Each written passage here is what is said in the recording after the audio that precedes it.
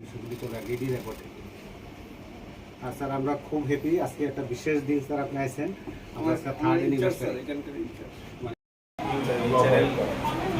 যেখানে অপারেট হয় তো সেখান থেকে মনিটরিং করা হয়। কন্টেন্টগুলো আমরা দিই স্যার।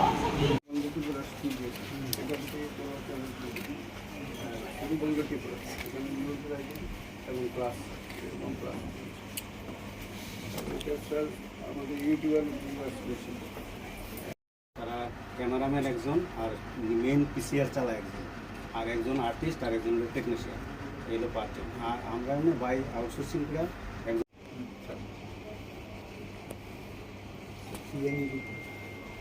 এছাড়া আমাদের আরও 5টা চ্যানেল আছে, যেটা আমরা কী কী সাবজেক্ট কাজে আছে স্যার, কিন্তু মানে সুখ্যাতির তো মানে শেষ নেই, আরও বেটার করতে হবে। আজকে প্রথমবার আমি এলাম এখানে, সে অনেক কিছু জানলাম, বুঝলাম। স্টুডিওটা আরও আপডেট করতে হবে।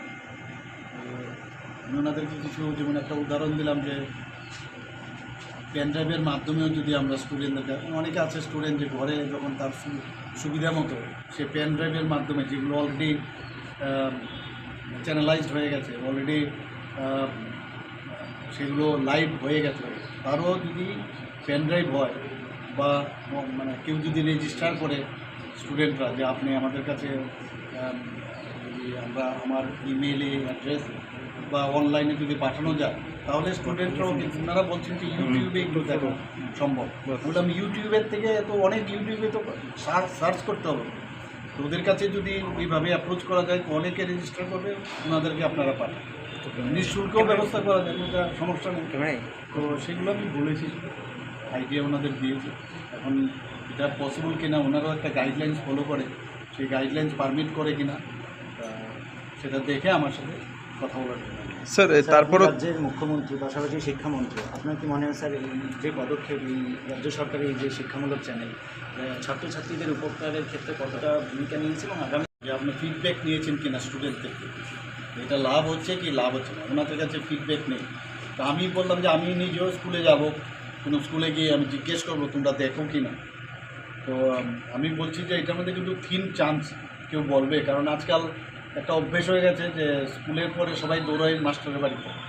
আমি আরও কিছু সাজেশন ওনাদের দিয়েছি যে বাইরের যারা স্কুলগুলো আছে, যেখানে বিশেষ করে ছুটির দিনে স্টুডেন্টরা তো আর স্কুলে যায় না, তো সেখানেই এই ধরনের পরিকল্পনা করা যায় কিনা, যাতে একই সেন্টারের মধ্যে সব এই ধরনের ক্লাস